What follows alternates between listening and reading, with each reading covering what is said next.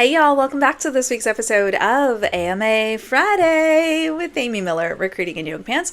So this week we're going to tackle application questions. This is about to make me so popular.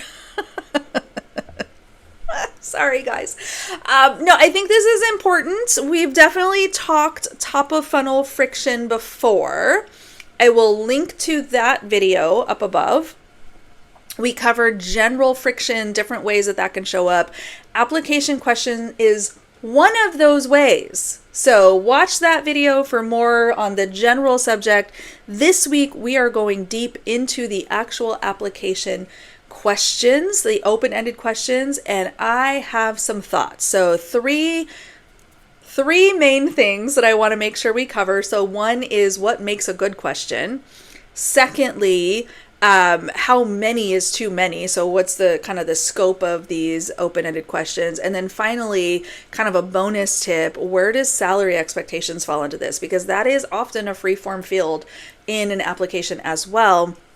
The companies are expecting you to put something into it. So we're going to cover that too. But let's start with what prompted this week's video. Y'all know I get my inspiration from all the lunacy on the internet. This is no exception. So here's what I learned. Okay, here's where I found this. So I stumbled across a post from a CMO. So this is someone who leads marketing for a company that I have never heard of, was not familiar with this company prior to this.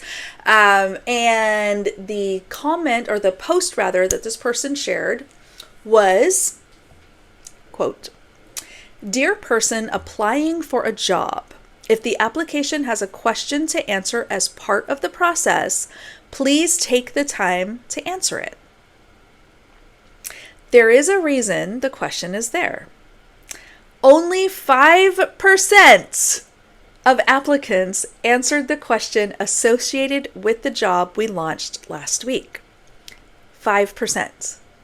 Thank you to the 40 people who took the time to answer thoughtfully. It is much appreciated."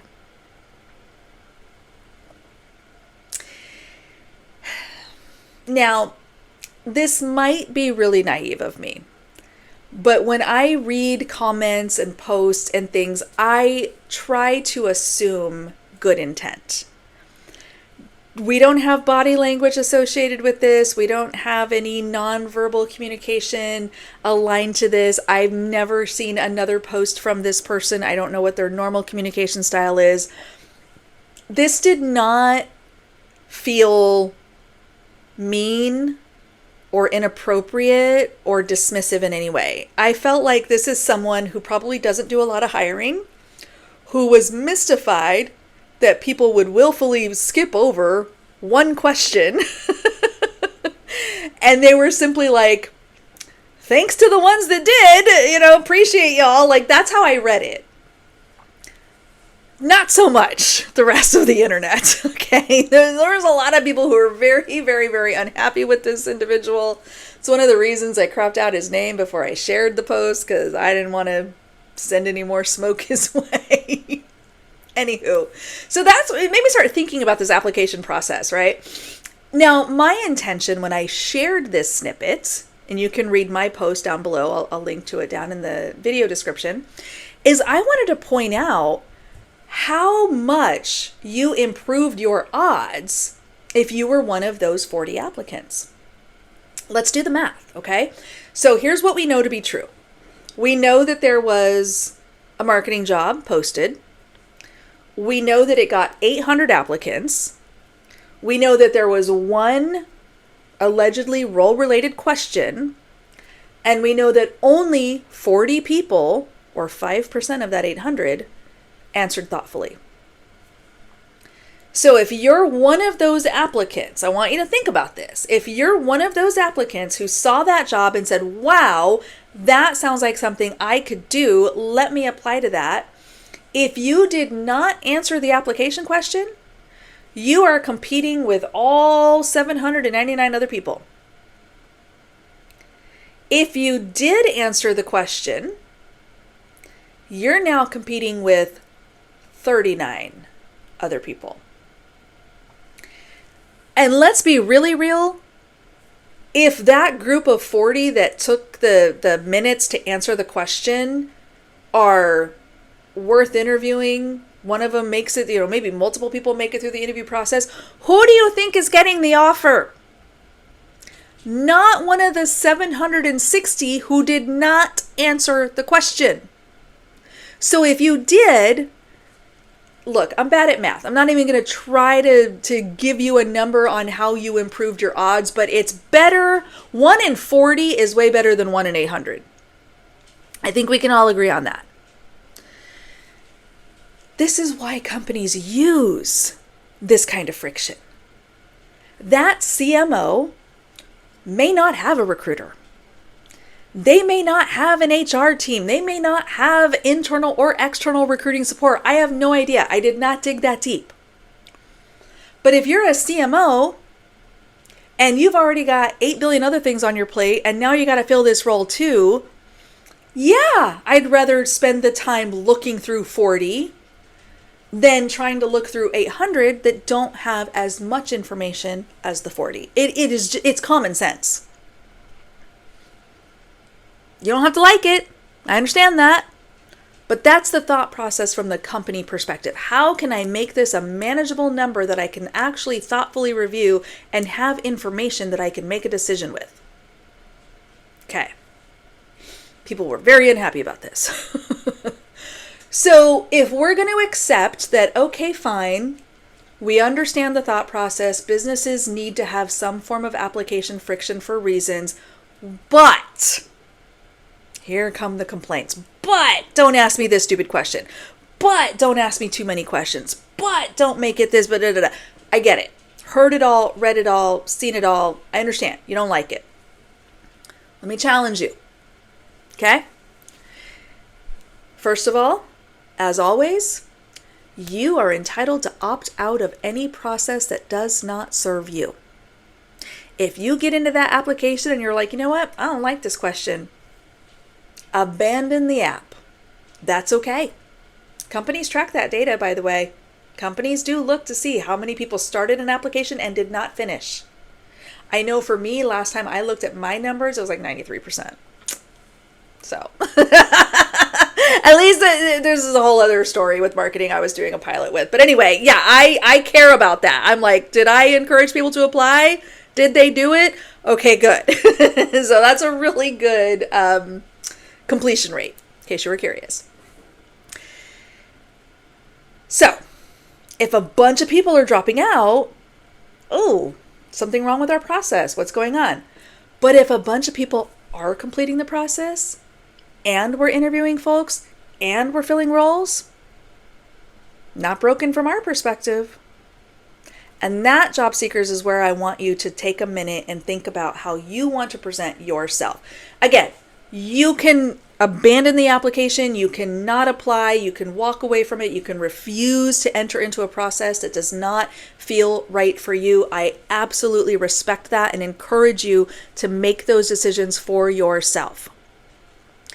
But I'm also going to encourage you to take a minute and think critically, is this maybe appropriate friction? Here's what I think. Here was what I would consider to be appropriate application question friction. Number one, those questions must be role related.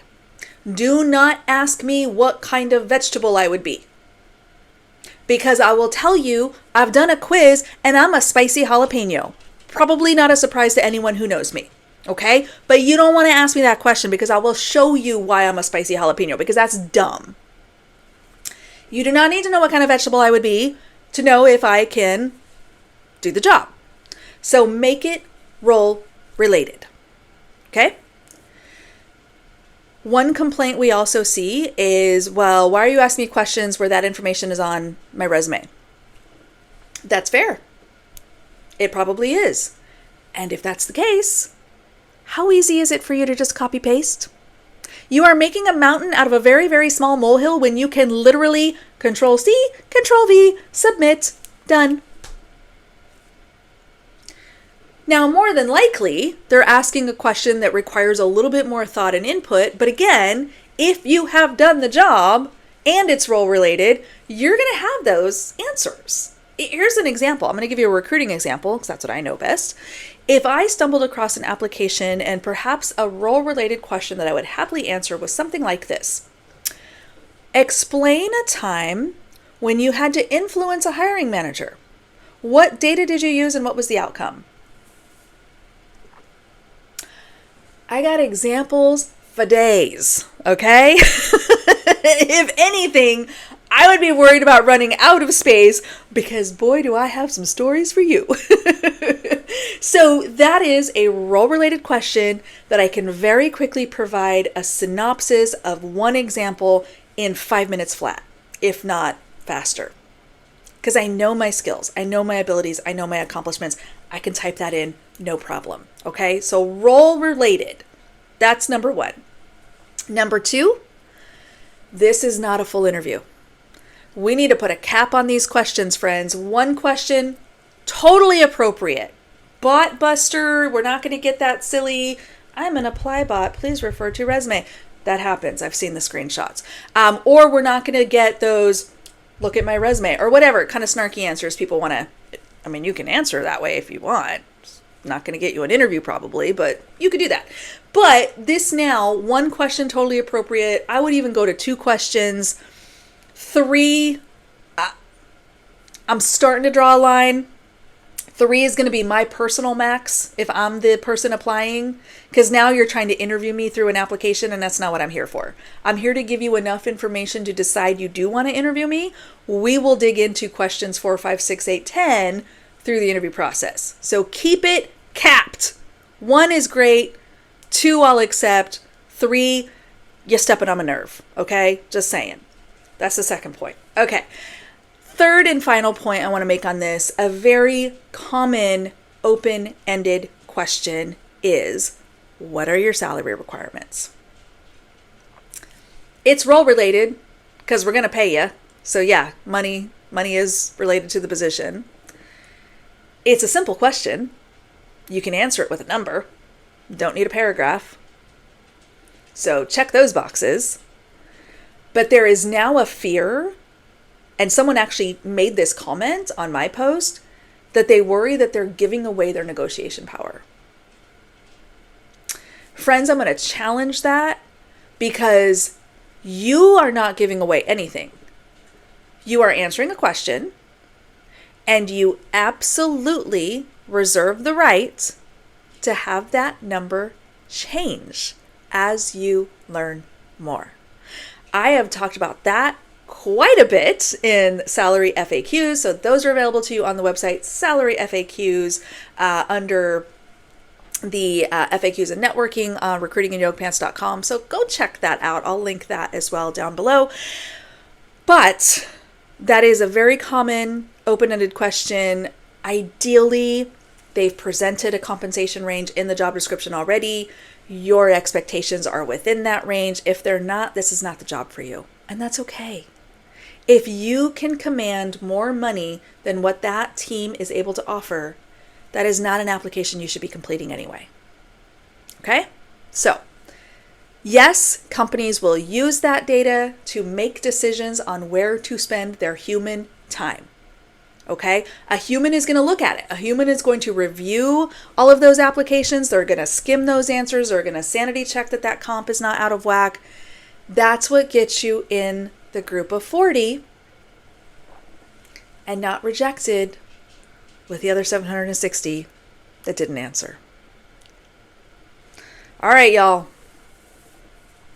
Let me have it. Somebody's going to be mad at me. I already know it's coming.